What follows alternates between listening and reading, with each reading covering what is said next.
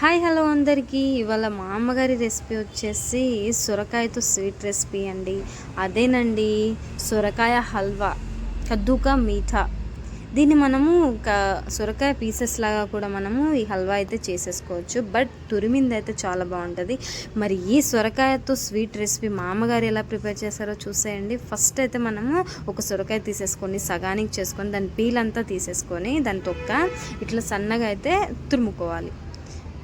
Stove వెలిగించేసి బాండి పెట్టేసుకొని అందులో తురిమింది ఏదైతే ఉందో సొరకాయ తురిమి అంతా కూడా మనము ఇట్లా గట్టిగా పిండాలి. వాటర్ అంతా పోయేలాగా పిండేసి ఇట్లా మొత్తం చూసారు కదా, ఇట్లా బాగా మొత్తం వేసేసుకోవాలి. చూసారా, వాటర్ అంతా కూడా తీసేస్తాం మనం.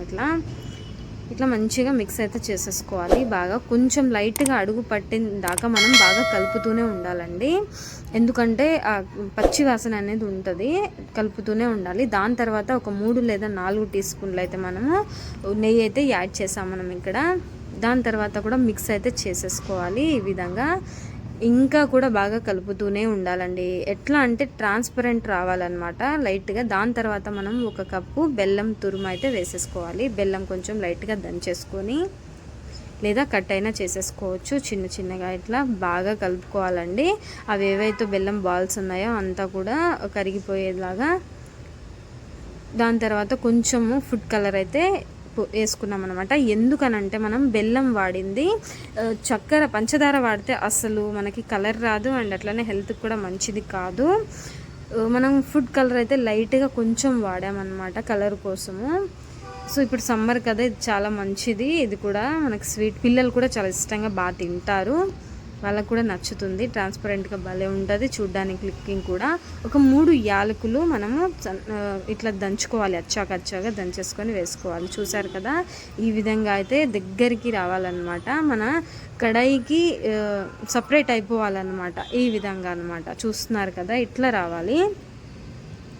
అవి సొరకాయ గింజలు కొంచెము మనది ఏంటంటే ముదిరిపోలేదు కాబట్టి మనము సొరకాయ అట్లనే తీసేసుకున్నాము. గింజలైతే ముదిరినవైతే వేయకూడదు.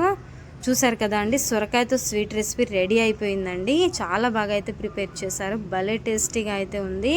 నేను ఎందుకంటే ఆల్రెడీ తిని చెప్తున్నాను కాబట్టి నేను మీకు చెప్తున్నాను. చాలా బాగుందండి. జీడిపప్పు బాదం పలుకులు వేసేసుకొని ఇంకా సర్వ్ అయితే చేసేసుకోవచ్చు అండి. అంతే, సొరకాయతో స్వీట్ హల్వా రెసిపీ అయితే రెడీ అయిపోయింది. మరి మీకు మా అమ్మగారి స్టైల్లో సొరకాయతో స్వీట్ రెసిపీ మరి ఎలా అనిపించిందో ఈ హల్వా నాకైతే కామెంట్ చేయండి. నోరు ఊరిపోతుంది కదా చూస్తుంటే. ఎలా అనిపించిందో మీ ఫీలింగ్ అయితే కామెంట్ ద్వారా చెప్పండి నాకు. నేను హ్యాపీగా ఫీల్ అవుతా అండి. చూస్తున్నారు కదా, చాలా టేస్టీగా అయితే రెడీ అయిపోయిందండి సొరకాయతో స్వీట్ హల్వా. నాకైతే చాలా ఇష్టం. ఇది చాలా ఈజీగా కూడా ప్రిపేర్ అయితే చేసేసుకోవచ్చు అనమాట. బెల్లంతో చేసాం కాబట్టి పిల్లలకు కూడా ఇవ్వచ్చు, చాలా బాగా తింటారు ఇష్టంగా. థ్యాంక్ యూ ఫర్ వాచింగ్ అండి. ఇంకో వీడియోతో ఇంకో వంటతో మేము ముందు ఉంటాను.